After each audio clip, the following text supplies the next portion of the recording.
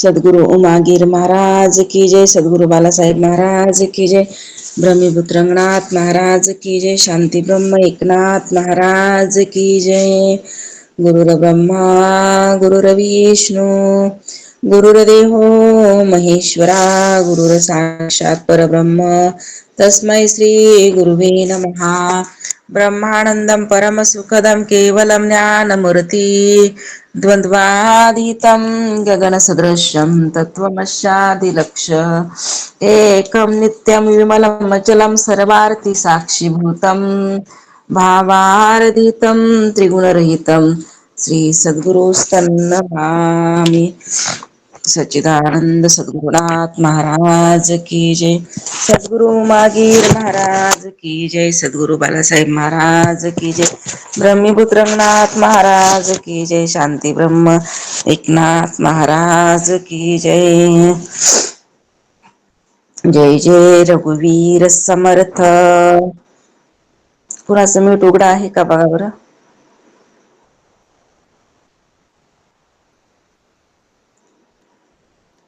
दशक 8 लताताईच आहे.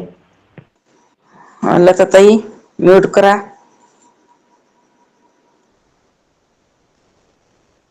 समाज 10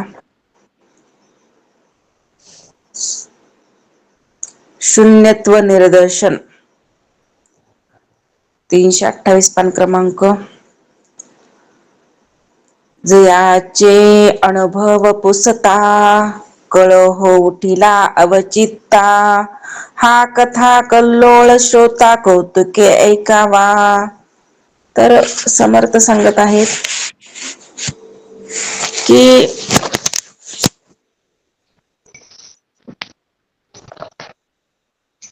कोणाचं तरी म्यूट आहे हो उघडं. जय गुरुदेव लताताई. माईक बंद करा तुमचा. जय गुरुदेव. जय त्यांना झोप गुरुदेव. लागली वाटतं. घुरण्याचा पण आवाज येत होता. हो का. कुठे माझ्याकडे येईना झाल्यात होत्या, नाही तर मी म्यूट केलं असतं ना. हा आलं लक्षात. थांबा.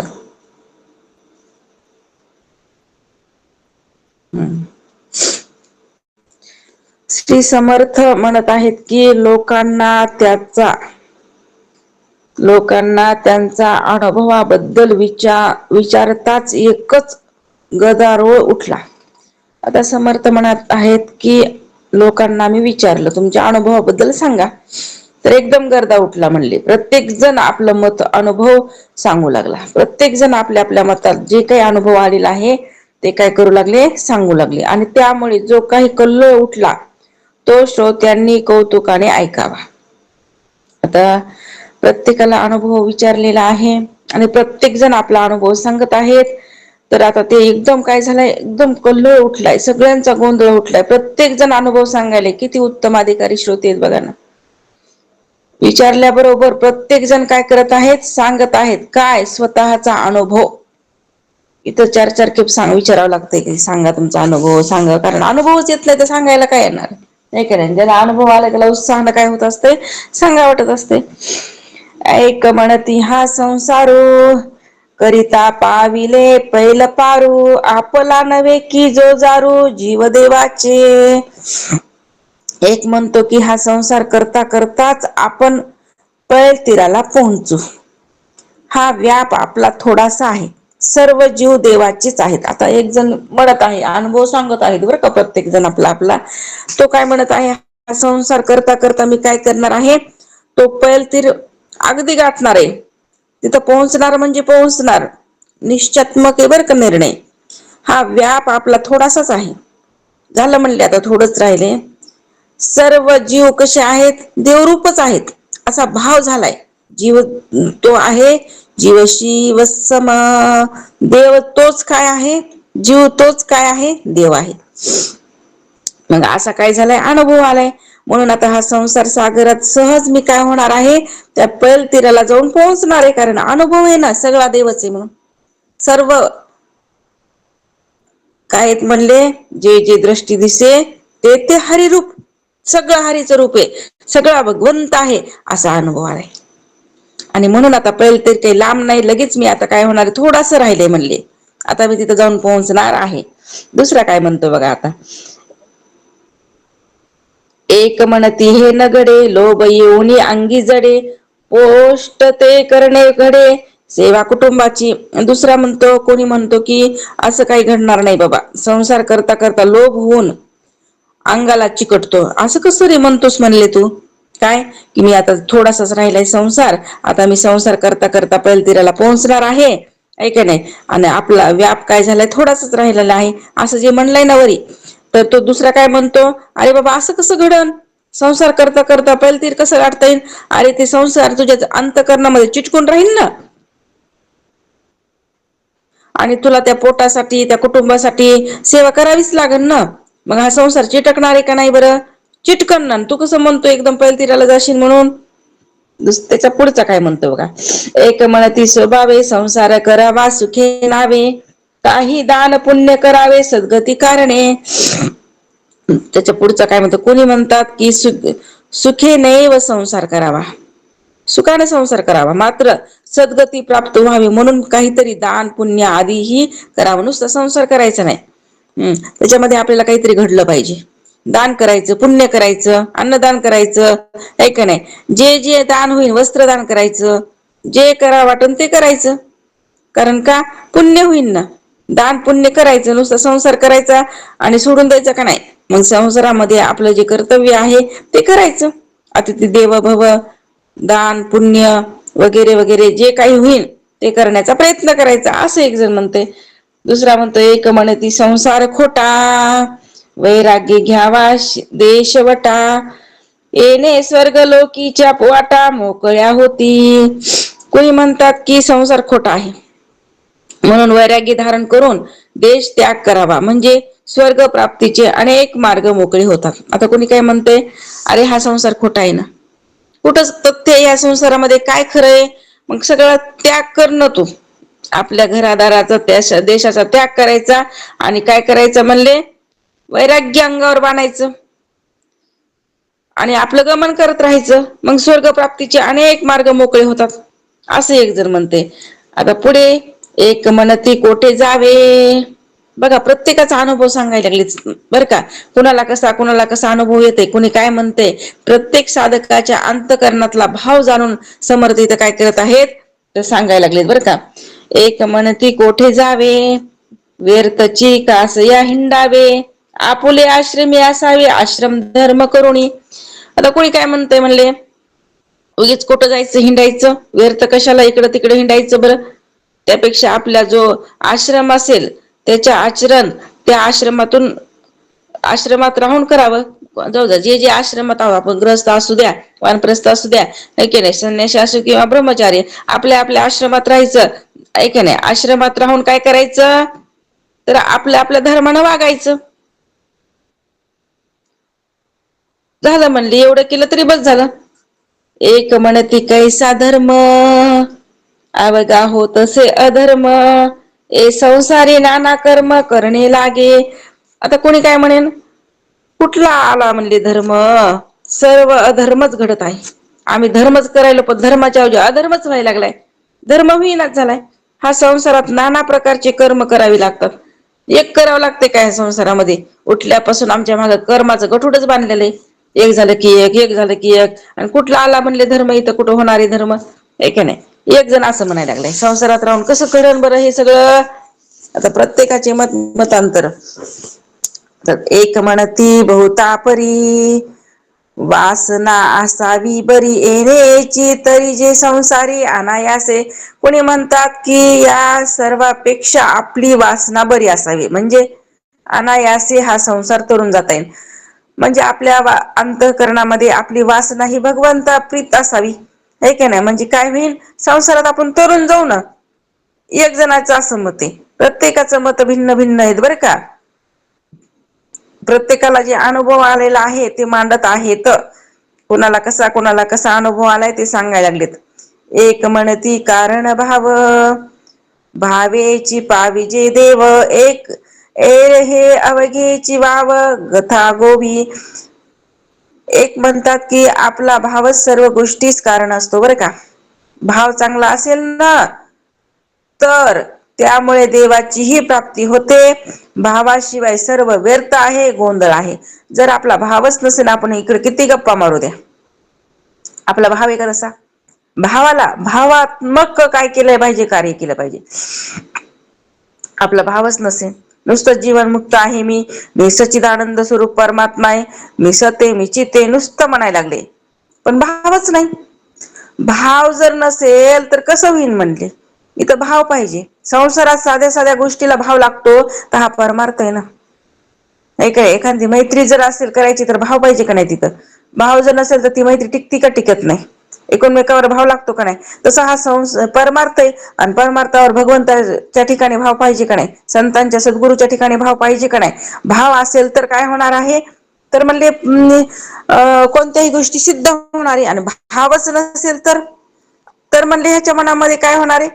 अजिबात परमार्थ वस्तू बसणारच नाही, कारण भावच नाही ना. म्हणून भाव खूप महत्वाचा सांगितलेला आहे बरं का. एक म्हणती वडिले जीवे, आवगी देवची मानावे, माय बापी पूजित जावे एका भावे. आता एक काय म्हणते, आपल्या आई वडिलांना जीवाभावाने देवच मानित जावं, एक निष्ठपणाने आई वडिलांची पूजा करावी. आता आता अनेकांचे अनेक मत. एक जण म्हणते जाऊ दे, दुसरं काय करायचं, आई वडील आपले काय आहेत म्हणले, देव येत. कारण आई वडीलच सर्वस्व मानणारे खूप जण असतात बरं का. जसं पुंडलिकानं आई वडिलांना सर्वस्व मानलं होतं, आई वडिलांची सेवा केली होती. पहिल्यांदा आई वडिलांचा द्वेष करायचा, पण जेव्हा त्याला त्या कुकुट स्वामींची अनुभूती पाहिली, ऐक नाही, संतांचा महिमा बघितला, तेव्हा त्यांच्या लक्षात आलं, अरे बापरे म्हणले, काय आई वडिलांची ताकद आहे. प्रत्येकाचं त्यांना पाहिले. एकदा पुंडलिक बघा, त्यांना काय केलं होतं, असाच तो काय सगळ्यांना माहितीये, 12 वर्षांना झालेला होता पुंडलिक, अगदी लाडात वाढलेला होता पुंडलिक, ऐक नाही. आणि सगळ्या गावामध्ये काय करत होता, नुसत्या खोड्या करत होता. आई वडिलांना जरासही बरं बघत नव्हता हा पुंडलिक बरं का. लग्न झाल्यावर बी आई वडिलांनाच काम करायला लावायचं, बायकोला बसून ठेवायचा, सगळ्यांना कथा माहितीये. पण जेव्हा समोर काशी यात्रेला जाताना कुकुटस्वामींच्या आश्रमामध्ये काय पडला होता, मुक्काम, तेव्हा त्यांनी ते दृश्य बघितलं होतं की 3 स्त्रिया आलत्या अगदी अमंगल अवस्थेमध्ये, पण झोपडीमध्ये गेल्या, बाहेर आल्यावर अगदी पवित्र, अगदी तेजोमय झाल्या. तेव्हा ते चमत्कार त्याला दिसला ना, तेव्हा त्यांना बघितलं, असं पण असतंय का, हे नेमकं करतात काय, ऐक नाही. त्यांना विचारलं त्या स्त्रियांना, तुम्ही कोण आहात? ते म्हणे, मी गंगा गोदावरी, आम्ही तिघी जणी काय आहेत, पवित्र काय तीर्थ आहेत म्हणे. आणि तुम्ही मग पहिल्यांदा आलात तेव्हा अमंगल अवस्थेमध्ये होतात, आणि आता एवढ्या पवित्र कसं काय झालात? तर आम्ही म्हणले, सगळ्या लोकांचे पाप धुता धुता आम्ही सुद्धा मलिन होतो म्हणले, आणि आता आम्हाला या संतांचा स्पर्श झाल्याबरोबर आम्ही पवित्र होत असतो, म्हणून आम्हाला इथं यावं लागत असते. मग हे संतांच्या स्पर्शानं पवित्र होतात. या महाराजांच्या स्पर्शाने हे महाराज नेमकं करतात काय?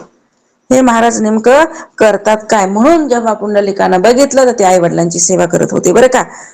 तेव्हा पुंडलिकाच्या डोक्यामध्ये प्रकाश पडला. असं अजून एक कथा अशीच पुंडलिकाची सांगतात, की जेव्हा पुंडलिक काय करू लागला, की मला भगवंताची प्राप्ती करायची आहे, म्हणून तो तपश्चर्या करत होता बरं का. तपश्चर्या करता करता एका झाडाखाली बसला होता. झाडाखाली तपश्चर्या करता करता एका पक्ष्यानं काय केलं, त्याच्या डोक्यावर विष टाकली. ऐका नाही, वरी झाडाच्या फांदीवर बसला होता तो पक्षी, तो झाडाखाली बसलेला, त्यानं विष टाकली. त्यानं डोळे उघडले आणि बघितलं असं वरी, की डोळे उघडल्या त्या पक्ष्याकडे पाहता पाहता तो पक्षी जो आहे ना, जळून भस्म झाला होता. तेव्हा पुंडलिकाला वाटलं, अरे बापरे, आता माझ्यात किती मोठी शक्ती आली. ऐका नाही, डोळ्यानं बघितल्या बघितल्या काय झालं म्हणले, की तो पक्षी जळून भस्म झाला. काय ताकद आली म्हणले, आता मी किती श्रेष्ठ झालो. असा काय होतोय, अहंकार आला. म्हणून तो काय झाला, निघाल्यानंतर भिक्षा मागू लागला. तर एका घरी गेल्याच्या नंतर एक पतिव्रता स्त्री होती, ती पतीची सेवा करत होती, आणि हा भिक्षा मागायला गेला होता. तेव्हा त्या स्त्री जी आहे, तिला यायला 5 मिनिटं उशीर झाला. ऐका नाही, उशीर झाला, आणि नंतर आली. आता ह्याला भिक्षा तर घ्यायची होती, मग तो थांबला होता 5 मिनिटं वेट करत. मग जेव्हा ती स्त्री बाहेर आली, भिक्षा मागू लागली, तेव्हा म्हणे, तुला कळत नाही का, मी संन्याशी आहे, ऐके नाही, आणि तुला इतका उशीर कस काय झाला, तू लवकर यायचं होतस, एका संन्याशाला कुठं बाहेर थांबवित असतात का. तेव्हा ती म्हणे, तू काय समजायलास म्हणे स्वतःला, मी काही झाडावरची ती ही दिसायली, पक्षी दिसायले काय म्हणे, जळून भस्म व्हायला.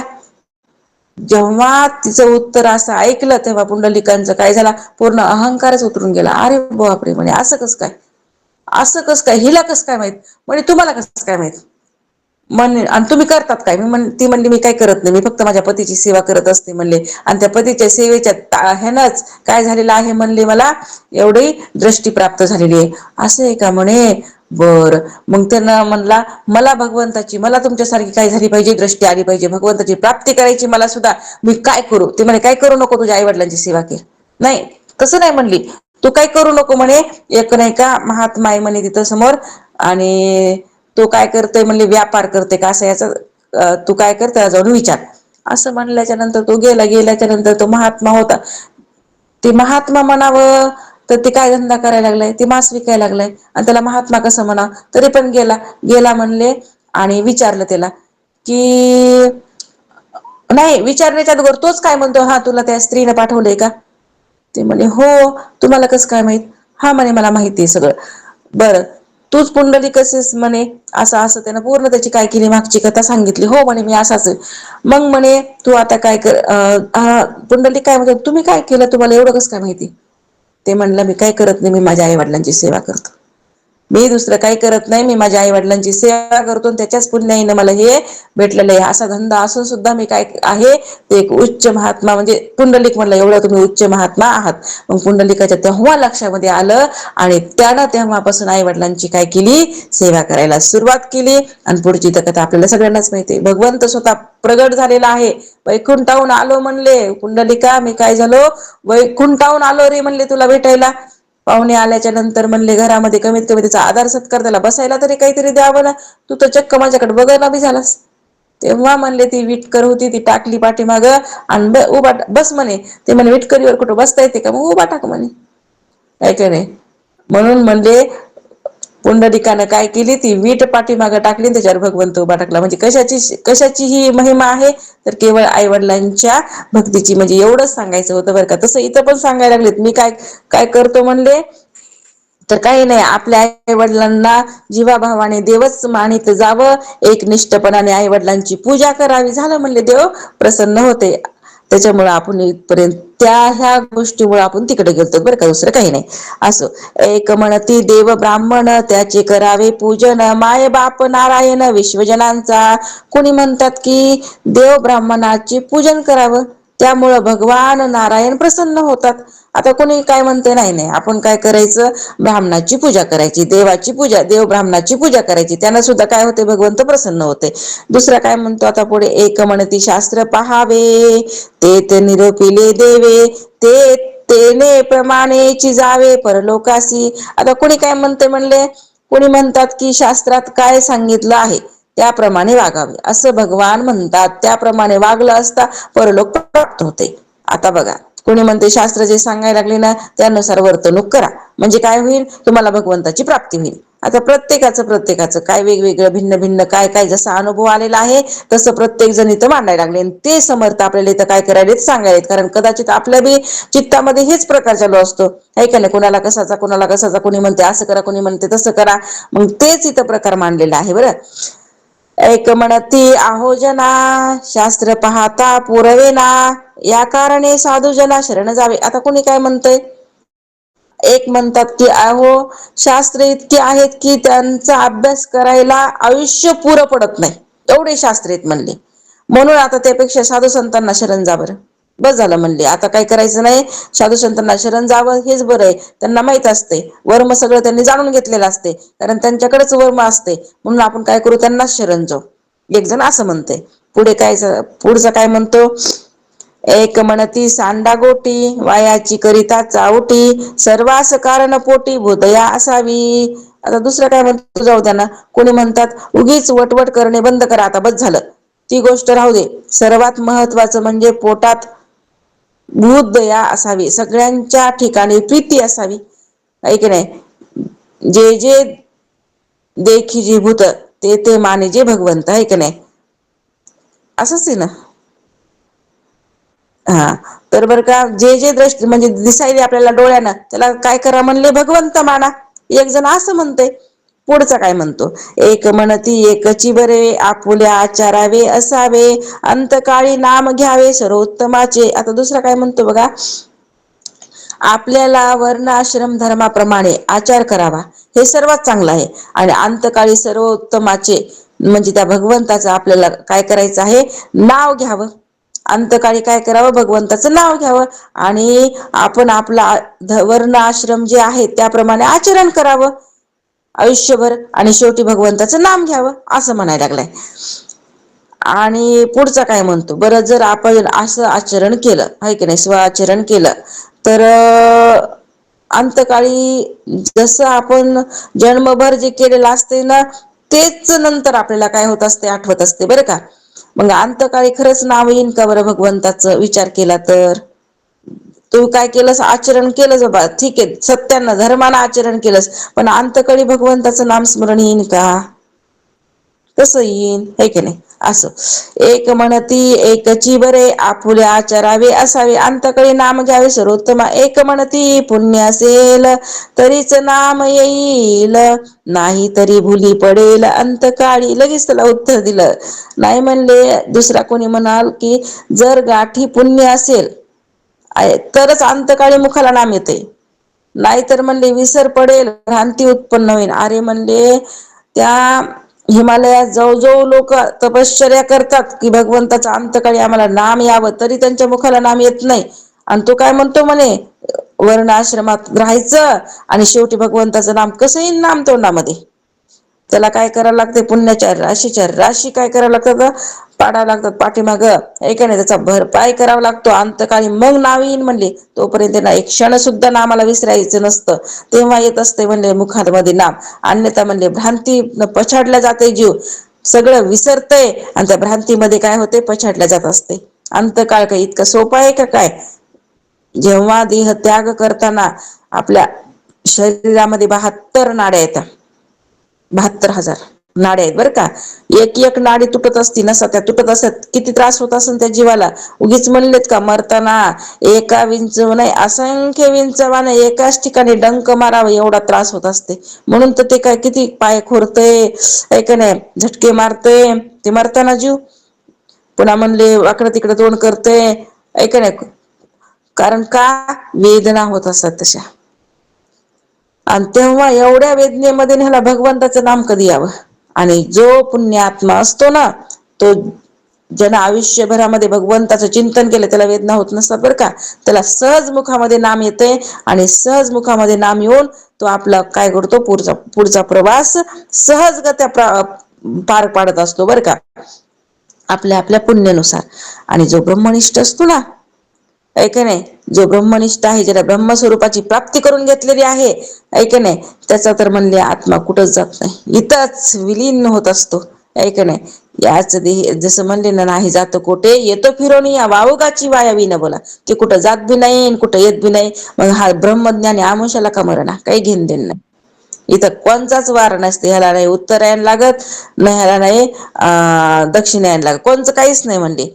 हे कसं आहे, ह्याला केव्हाही ह्याची काय होऊ द्या म्हणले, देह पडू द्या, ह्याला काही नाही म्हणले, त्याचं काही घेणं देणं नाही कुणाला, ह्या ब्रह्मज्ञानी पुरुषाला कधी बी पडला तरी चालतंय. बरं, कोणचा रोग बी होऊन झाला काही घेणं देणं नाही, कारण प्रारब्धाच्या अधीन असते बाकी सगळं. नाही ते एवढा ब्रह्मज्ञानी बाबा, एवढं काय करत होते रात्रंदिवस परमार्थ, आणि ह्याला कॅन्सर व्हावा आणि ह्यांना अमुक रोग व्हावा, तसं काही नसते, हे का नाही. ते प्रारब्धाच्या अधीन असते, ते पुढचा, कारण देहच कसा सांगितलंय, देहाने माते प्रारब्ध कर्म. नाही कोरोनात जावं का, तसं काही नसतंय. सगळा काय आहे, प्रारब्धाचा खेळ आहे. कारण प्रारब्ध त्यांचं देहाच्या माथ्यावर आणि बाकी संचित आणि क्रियामान जळून भस्म झालेला असते. तो ब्रह्मज्ञानी महात्मा आहे, 24 तास एनी टाइम त्याचा भावच कसा आहे, प्रगट झालेला आहे की मी आत्मा आहे. ज्याचा आत्मभाव प्रगटलाय तो ब्रह्मज्ञानी आहे, लक्षात राहू द्या. मग आपला आत्मभाव प्रगटलाय का, आपला देहभावच आपल्याला सरण झालाय, आपला देहभावच आपला संपन्न झालाय, तर आत्मभाव कधी प्रगटावं. मग आत्मभाव प्रगट करण्याकरता निधिध्यासन करावं लागते, कारण आपल्याला दोन दोन सत्य वाटायले का नाही वाटायले. देह सत्य वाटायला लागलाय, परमार्थ सत्य वाटायलाय, दोन दोन सत्य वाटायलेत ना, प्रपंच सत्य परमार्थ सत्य कसं म्हणले जमन, मग कसा मेळ लागल, त्याच्या करता निधिध्यासन लागते. जर निधिध्यासन केलं तर एक निश्चय होत असते. आपण निधिध्यासनाकडे लक्ष देत नाही, फक्त व्याख्यापाठ करतो, ऐकतो, आता मी असंच करणार नाही, आता मी हेच करायचे, आता मी केल्याशिवाय राहणार नाही, फक्त कुठपर्यंत पार जोपर्यंत पाठात आहेत तोपर्यंत, जोपर्यंत आपल्याला संत संगती आहे तोपर्यंत झालं. एकदा आपण निसटलो की झालं, तिकडल्या तिकडच गुंग म्हणले मग कुठं त्या संसारामध्ये. अशी आपली काय झालेली आहे, स्थिती झालेली आहे. तशी सवयच लावून घेतली आपण, म्हणून आपली सवय आपण मोडायची. आणि आपण काय करायचं, एनी टाइम भगवंताचं चिंतन आपल्याला कसं घडण, युक्तीनं परयुक्तीनं ते चिंतन करण्याचा प्रयत्न करायचा. तरच आपल्या जीवनाचं काय होणार आहे, सार्थक. कितकं सोपं नाही परमार्थ, वाटेल तेवढा सोपं नाही परमार्थ. न हे लेकुराच्या गोष्टी उगाच म्हणले का, परमार्थ ही सुळावरची पोळी आहे. कारण का, त्या मायेच्या एरियामध्ये राहून आपल्याला ते पद प्राप्त करून घ्यायचे. चौकून मायेचं काय आहे तर म्हणले अडोंबर आहे कुणाचं, ते मायेचं, आणि मध्ये हे आहे, आणि त्याच्यामधून त्याला काय करायचे, आपलं शिखर गाठायचे. इतकं सोपं आहे का हे? त्याच्यासाठी किती ह्याला तपश्चर्या करावं लागेल, किती ह्याला प्रयत्न करावा लागेल. दिवस आणि रात्र प्रयत्न केले तरच काय होणार आहे, ती वस्तू प्राप्त होणार आहे. नाही तर बघा ना, एक क्षण सुद्धा आपला पापण लवणलं की इकडलं मायेचे दृश्य आपल्या लक्षामध्ये येते. इतकं क्षण सुद्धा लागत नाही. इतकं भयानक काय आहे, ही मायेचा एरिया आहे, त्याच्यामध्ये आपण फसल्या गेलोत. महाराज म्हणून म्हणायची ही दलदल आहे बरं का, ही मायेची काय आहे, दलदल आहे. त्याच्यामध्ये हा जीव पडलेला आहे, आणि जेवढा हलशील तेवढा आतात जाशील, आहे का नाही. जेवढं त्याच्यामध्ये खेळशील तसं आतात जाशील. म्हणले वरी कोणी काढणार नाही, वरी काढणारे फक्त संत असतात, सद्गुरू असतात. म्हणून त्यांनी जी दोरी सोडलेली आहे, ज्यांनी जी काय केलेली आहे, दोरी सोडली त्याला पकड आणि काय कर, वरी निघ. कारण आत्मबोधरूपी दोरी, तत्वबोधरूपी दोरी केवळ संत सोडत असं, दुसरं कोणी नाही. असं म्हणून इथं सांगत आहेत, एक म्हणती सांडा गोटी, वायाची करिता चावटी, सर्वास कारण पोटी, बुधया असावी एक म्हणती, एकची बरवे, आपुल्या आचरावे, असावे अंतकाळी नाम घ्यावे सर्वोत्तमाचे, एक म्हणती पुण्य असेल तरीच नाम येईल, नाही तरी भुली पडेल. अंतकाळी इथपर्यंत आलतो हा. दुसरा कोणी म्हणेल, जर गाठी पुण्य असेल तरच अंतकाळी मुखात नाम येईल, नाहीतर विसर पडत असतो, भ्रांती उत्पन्न होत असते.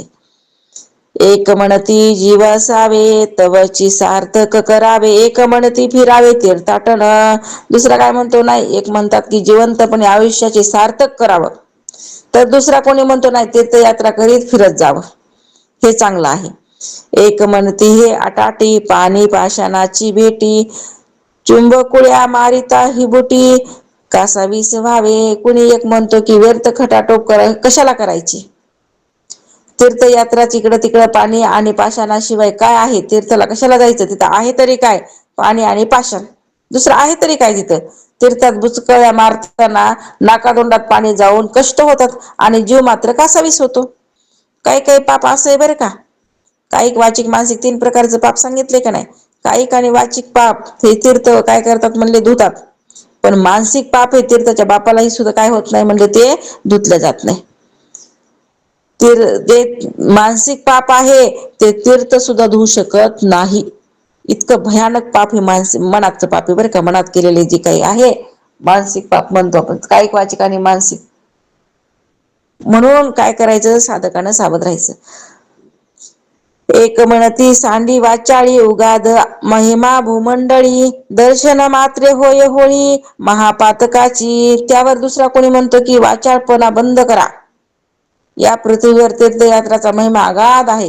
केवळ त्यांच्या दर्शनाने मोठमोठी पातके भस्म होऊन जातात. एक जण काय म्हणायला लागलाय, आता बस झालं म्हणले, बडबड करू नका बरं. अरे असे तीर्थ आहेत, त्या तीर्थाचा महिमा असा सांगितलेला आहे, कितीही मोठं पाप असू द्या ते भस्म होते. एक म्हणती तीर्थ स्वभावे, कारण मन अवरावे, एक म्हणती कीर्तन करावे सावकाश. कोणी एक म्हणतो की मनच बंध मोक्षाला कारण असल्याने संयमाने त्यास आवरावे. कुणाला, त्या मनाला. म्हणजे तीर्थस्वरूप म्हणते कोण, ते मनच. तर दुसरा कोणी म्हणतो की वेळ मिळेल तेव्हा कीर्तन करीत जावं. दुसरा म्हणतो जाऊ द्या ना, मग एवढं मनाला बंधन संकुचित करण्यापेक्षा, ऐका नाही, मन संयमामध्ये ठेवण्यापेक्षा जसा वेळ भेटत तसं आपण नामसंकीर्तन करत जाऊ ना, कीर्तन करत जावं ना.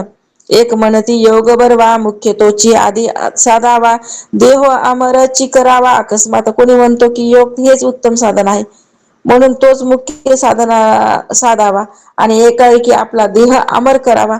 कुणी म्हणते योग करा. म्हणजे प्रत्येकाचं प्रत्येक मत आहे. कसं मत आहे, कसा कसा चाललेला आहे विचार, प्रत्येकाच्या अंतकरणामधला विचार इथं काय केलेला आहे, समर्थ मांडत आहेत बरं का. आणि शेवटी स्वतःचा निर्णय सांगतील तेव्हा पण आपल्याला नीट लक्षपूर्वक ऐकायचे बरं. एक म्हणती ऐसे काय काळ वंचना करू नये, एक म्हणती धरावी सोय भक्तिभावाची. त्यावर दुसरा कोणी म्हणतो की हे बरं नाही, माणसाने काळाची फसवणूक करू नये. तिसराच कोणी म्हणतो की आपण आपले भक्ती मार्गास लागावे हेच बरं. जाऊ द्या ना म्हणले, कुठं बसायचं योग करत आणि कुठं काळाला फसवायचं, ऐक नाही, त्याच्यापेक्षा भक्ती मार्ग सोपा आहे ते करत जा. एक म्हणती ज्ञान बरवे, एक म्हणती साधन करावे, एक म्हणती मुक्त वसावे निरंतर. कोणी म्हणतात की ज्ञान उत्तम सांगितले, कोणी म्हणतो की साधना करा, कोणी म्हणतात की निरंतर मुक्तच असावे. तुम्ही मुक्तच आहात, निरंतर मुक्तच राहा, द्रष्टा साक्षी होऊनच राहा, कुणी असं म्हणाले. एक म्हणती अरगळा धरी पापाचा कंटाळा, एक म्हणती रे मोकळा मार्ग आमुचा. त्यावर कोणी एक म्हणतो अरे उच्छखल माणसा, ऐक नाही, जर तरी पापाचा कंटाळा धर. अरे म्हणले खट्या माणसा तू काय कर, पापाचा कंटाळा धर. त्यावर कुणी उत्तर देतो आमचा मार्गच मुळी मोकळेपणाने वागण्याचा आहे. कुणी काय म्हणते नाही, आमचा मार्ग तसा आहे मोकळेपणाने वागण्याचा, आम्ही वागणार तसंच.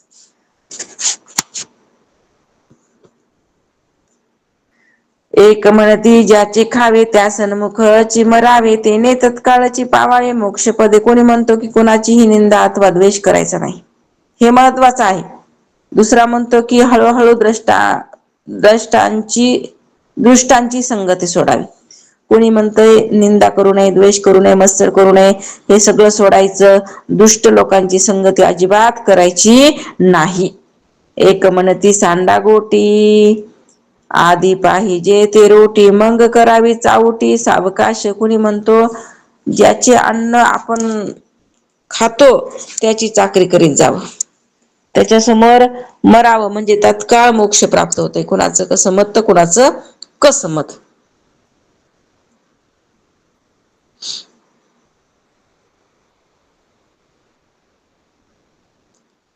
एक म्हणती सांडा गोटी, एक म्हणती पाऊस असावा, मग सगळं योग बरावा, कारण दुष्काळ न पडावा म्हणजे बरे. आता कोणी म्हणतो की प्रथम चांगला पाऊस पडावा म्हणजे मग इतर गोष्टी सुरळीत चालतात, दुष्काळ पडला नाही म्हणजे बरं. आता कोणाला ह्याची फिकर. एक म्हणती तपोनिधी होता ओळती सकळ सिद्धी, एक म्हणती रे आधी इंद्रपद साधावे. कुणी म्हणतो खूप तप केलं पाहिजे म्हणजे काय होईल, सिद्धी प्राप्त होतात. दुसरा कोणी म्हणतो की आधी इंद्रपदाची प्राप्ती करून घे आणि मग सिद्धीच्या मागे लाग.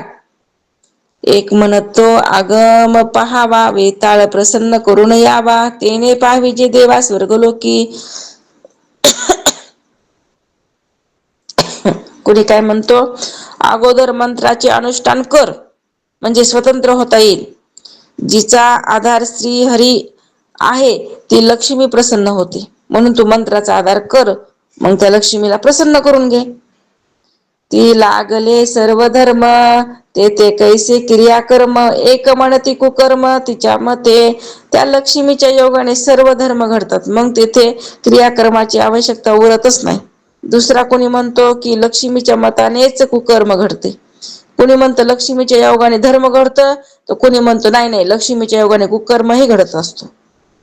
एक म्हणती एक साक्षप करावा मृत्युंजया जप, तेने गुणे सर्व संकल्प सिद्धीस पावती. कोणी म्हणतो एक प्रयत्न जरूर करावा, करून पाहावा, मृत्युंजयाचा जप केला की त्या योगे सर्व संकल्प सिद्धीला जातात. म्हणून काय करायचं, मृत्युंजय मंत्र असते ते जपायचं, म्हणजे सगळ्या सिद्धी जे काही संकल्प आहेत तुमच्या, जी इच्छा आहेत त्या पूर्ण होतात. एक म्हणती बट भैरव तेने पाविजे वैभव, एक म्हणती झोटिंग सर्व पूर्वी तसे कोणी म्हणतो बटुक भैरवाची उपासना केली पाहिजे, वैभव प्राप्त होतं. दुसरा कोणी म्हणतो की नाही, झोटिंग सर्व इच्छा पूर्ण करतात. एक म्हणती काही कंकाळी, एक म्हणती भद्रकाळी, एक म्हणती उच्चिष्ट चांडाळी सहाय्य करावी. कोणी म्हणतात नाही काळी कंकाळी, तर दुसरी कोणी म्हणतात भद्रकाळी, तर आणखी कोणी म्हणतात उच्चिष्ट चांडाळी सहाय्य करून घ्यावी. मग ह्या देवी देवताला काय करायचं, भजायचं. असं केलं ना काय होणार आहे, सुख. एक म्हणती विघ्नहर, एक म्हणती भोळाशंकर, एक म्हणती सत्वर पावे भगवती. कोणी म्हणतो नाही विघ्नहरण करणारा जो आहे विघ्नेश्वर, त्याची प्राप्ती करून घ्यावं, त्याला प्रसन्न करून घ्यावं. दुसरा म्हणतो नाही भोळा शंकर लवकर प्राप्त होतो. तर कोणी म्हणतो की नाही भगवती सत्वर पावते. म्हणजे कोणी म्हणाले गणपतीची पूजा करा, कोणी म्हणाले शंकराची, तर कोणी म्हणाले भवानी माता भगवतीची करा. एक म्हणती मल्हारी सत्वराची भाग्य करी, एक म्हणती महाबरी भक्ती व्यंकटेशाची. कोणी एक म्हणतो की मल्हारीच्या कृपेने लवकर भाग्य उदय होतो. दुसरा म्हणतो नाही व्यंकटाशी भक्ती करावी, फार उत्तम आहे. एक म्हणती पूर्व ठेवा, एक म्हणती प्रयत्न करावा, एक म्हणती भार घालावा देवाच वरी. कोणी म्हणतात पूर्व प्रारब्ध असेल तर तसे होईल, तर दुसरे कोणी म्हणतो नाही प्रयत्न करावा, तर आणखी कोणी म्हणतात की सर्व भार देवावर घालावा. प्रत्येकाचं प्रत्येक मत. एक म्हणती देव कैसा अंतरीची पहावे भल्याचा, एक म्हणती हा युगाचा गुणधर्म युगधर्म. कोणी म्हणतो की कसला आलाय देव, तो भल्या भल्यांचा अंत पाहतो. तर दुसरा कोणी म्हणतो की हा युगाचा गुणधर्मच आहे हो. एक आश्चर्य मानिती, एक विस्मयो करीती, एक कंटाळो न म्हणती काय होईल ते पाहावे. ही बोलणे ऐकून कोणी आश्चर्य करतात, तर कोणी चकित होतात. कोणी कंटाळून म्हणतात की जे व्हायचं ते होऊ दे बरं, पाहता येईल. ऐसे प्रापंचिक जन लक्षणे सांगता गहन, परंतु काही एक चिन्ह अल्प मात्र बोली जे. याप्रमाणे प्रापंचिक लोक आपली मत सांगत असतात बरं का. ती अपार आहेत, परंतु थोडी कल्पना यावी म्हणून त्यातली काही येथे आम्ही काय केली, मांडलेली आहेत. नाही तर कितीही मत सांगता येते, पण आम्ही आता जेवढं लक्षात येईल तेवढं पुरतं मांडणी इथं केलेली आहे, असं समर्थ सांगायचं. एक प्रापंचिक जन लक्षणे सांगता गहन, काहीच चिन्ह अल्प मात्र बोली जे. आता असो हा स्वभाव, ज्ञाताचा कैसा अनुभव तोही सांगिजेल सर्व सावधाई. का बस झालं म्हणले हे लोकांची मत. आता जो ज्ञानी आहे, जो ज्ञाता आहे, त्याचा अनुभव काय आहे ते बघायचे आपल्याला. ज्ञात्याचा काय अनुभव असतो. असो आता प्रापंचिकाचा स्वभाव सांगणे पुरे झालं म्हणले, बस झालं म्हणले ह्या प्रापंचिक लोकांचं सांगणं. आता ज्ञानी लोकांचा अनुभव कसा असतो तेही सर्व आता सांगतो, सावधपणे ऐका. आतापर्यंत प्रापंचिक लोकांचा अनुभव सांगितला, आता जो ज्ञानी पुरुष असतो त्याचा काय अनुभव आहे ते आता काय करत आहे समर्थ सांगायचे. ज्ञानी पुरुषाचा अनुभव. एक म्हणती करावी भक्ती, श्रीहरी देईल सद्गती, एक म्हणती ब्रह्मप्राप्ती कर्मेची होय. आतापर्यंत संसारी लोकांचा अनुभव होता, आता ज्ञानांचा अनुभव आहे बरं का. आता प्रापंचिकांचा स्वभाव सांगणे पुरं. ज्ञानी लोकांचा अनुभव कसा असतो तेही सर्व आता सांगतो म्हणले. कोणी म्हणतात की भगवंताची भक्ती करावी म्हणजे श्री हरी सद्गती देईल, तर दुसरा कोणी म्हणतात की कर्मानेच ब्रह्मप्राप्ती होते. आता हे ज्ञानी लोकांचा संवाद चालू झाला. कोणी म्हणायला लागले की नाही भगवंताची भक्ती करा, श्री हरीची प्राप्ती होईल, सद्गती येईल. नाही दुसरा म्हणतो नाही कर्म काय करा, कर्म जर व्यवस्थित केले कर्मानेच ब्रह्माची प्राप्ती होती, असं म्हणणं आलं. एक म्हणती भोग सुटेना, जन्म मरण हे तुटेना, एक म्हणती उर्मी नाना अज्ञानाच्या.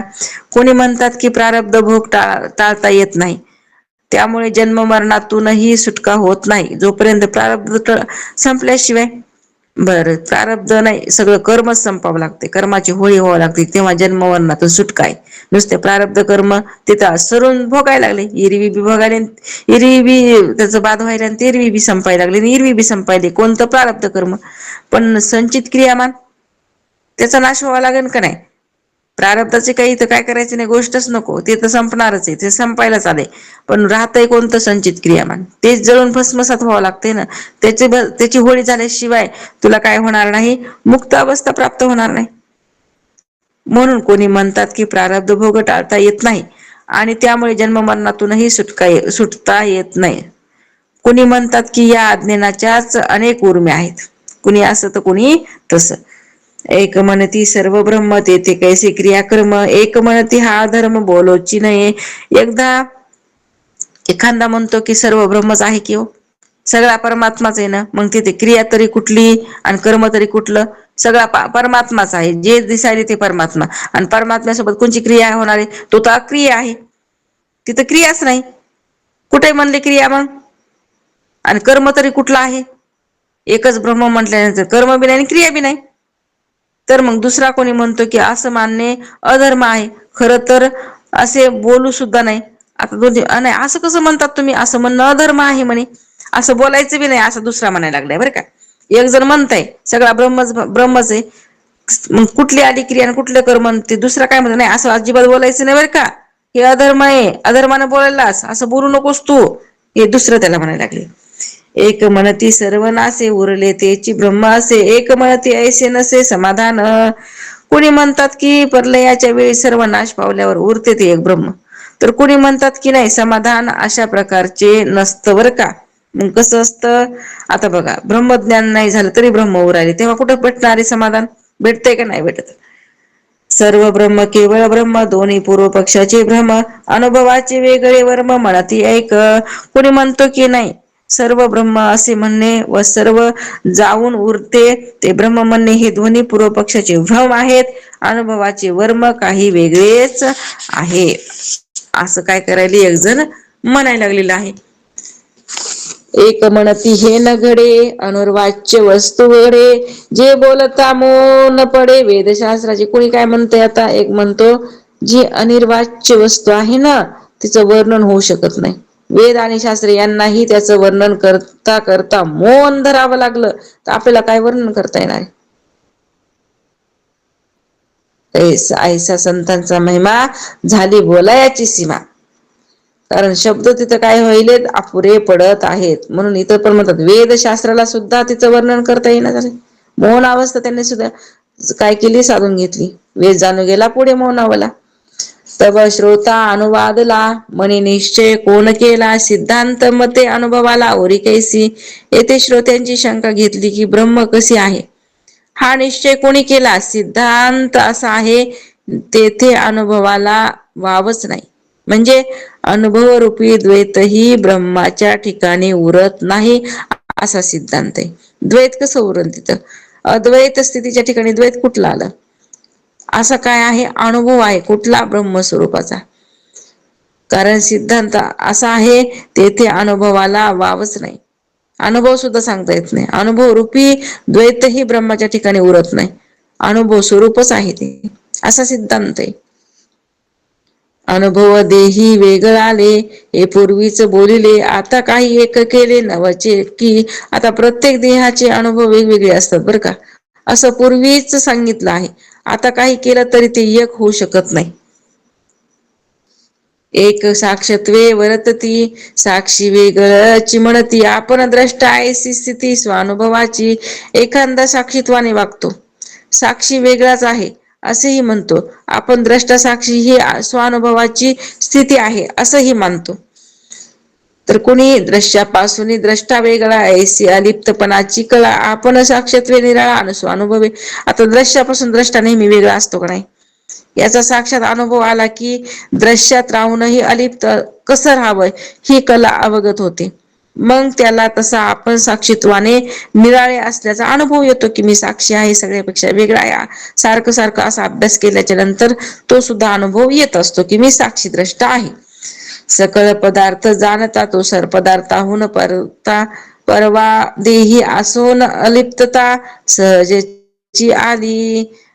जो सर्व पदार्थांना जाणतो तो सर्व पदार्थाहून वेगळा असतो का? नसतो. असतो ना, वेगळाच असतो. जाणणारी नेहमी जाणणारा जो आहे जाणल्या जाणाऱ्यापेक्षा वेगळा असतो. त्यामुळं ज्ञाता देहात असूनही सहजच कसा आहे? त्यापासून अलिप्त आहे. कारण आपण जाणायलो, प्रत्येक क्रियेला जाणायलो, प्रत्येक अवयव जे हालायला लागलेत शरीरातून नखापासून शिकापर्यंत ज्या काही घडामोडी व्हायला ते आपण जाणायलो का नाही? जाणायलो. म्हणून तर आपण कसे आहोत? या देहापेक्षा वेगळे आहोत. असं काय करायचं आहे? अनुभव घ्यायचा आहे. एक म्हणती नाही भेद वस्तू ठाईची अभेद तेथे काही समती मंद द्रष्टा आणला. आता कुणी दुसरा असं म्हणतो आत्मवस्तू एकच आहे तेथे भेदच नसताना यात काय मतिमंद द्रष्टा कसा आणता येईल, कारण का त्याच्यामध्ये भेदच नाही. कुठला आला द्रष्टा? आत्मवस्तू मध्ये कुठं भेद आहे आणि कुठं साक्षी म्हणायचं, कुठं द्रष्टा म्हणायचं, कुठं आत्मा म्हणायचं? तो तर एकच एक आहे ना, काय म्हणण्याची गरज आहे? असे एक जण म्हणायला लागले. असं अनेक प्रकारे काय केलेलं आहे. तर हे जे काही परमार्थाकडे आलेले जे साधक आहेत त्यांचं काय चाललेलं आहे, तर संवाद चाललेला आहे. ते आपले आपले मत काय करत आहेत तर मांडत आहेत आणि ते आपण बघत आहोत. आता राहिलेला विषय आपण उद्या घेऊ. अवधूत चिंतन. श्री गुरुदेव दत्त सच्चिदानंद सद्गुरुनाथ महाराज की जय. सद्गुरु उमागीर महाराज की जय. सद्गुरु बालासाहेब महाराज की जय. ब्रह्मविभूत रंगनाथ महाराज की जय. शांती ब्रह्म एकनाथ महाराज की जय. ओम पूर्णमद पूर्णमिदं पूर्णात् पूर्णमुदच्यते पूर्णस्य पूर्णमादाय पूर्णमेवावशिष्यते. मनोबुद्धि अहंकार चित्तानि नाहं न च श्रोत्रजिह्वे न च घ्राणनेत्रे न च व्योम भूमिर्न तेजो न वायु चिदानन्दरूप शिवोऽहं शिवोऽहं. न च प्राणसंज्ञो न वै पञ्चवायु न वा सप्तधातुर्न वा पञ्चकोश न वाक्पाणिपादो न चोपस्थपायु चिदानन्दरूप शिवोऽहं शिवोऽहं. न मे द्वेषरागो न मे लोभमोहो मदो नैव मे नैव मात्सर्यभाव धर्मो न चार्थो न कामो न मोक्ष चिदानन्दरूप शिवोऽहं शिवोऽहं. न पुण्यं न पापं न सौख्यं न दुःखं न मन्त्रो न तीर्थ न वेदा न यज्ञाः अहं भोजनं नैव भोजन भोक्ता चिदानन्दरूप शिवोऽहं शिवोऽहं. न मे मृत्युशङ्का न मे जातिभेद पिता नैव मे नैव माता न जन्म न बन्धुर्न मित्रा न गुरुणैव शिष्य चिदानन्दरूप शिवोऽहं शिवोऽहं. अहं निर्विकल्पो निराकाररूपो विभुर्व्याप्य सर्वत्र सर्वेन्द्रियाणां सदा मे समत्वन्न मुक्तिर्न बन्ध चिदानन्दरूप शिवोऽहं शिवोऽहं. चिदानन्दरूप शिवोऽहं शिवोऽहं. चिदानन्दरूप शिवोऽहं शिवोऽहं. पुंडलिक हरी विठ्ठल श्री ज्ञानदेव तुकाराम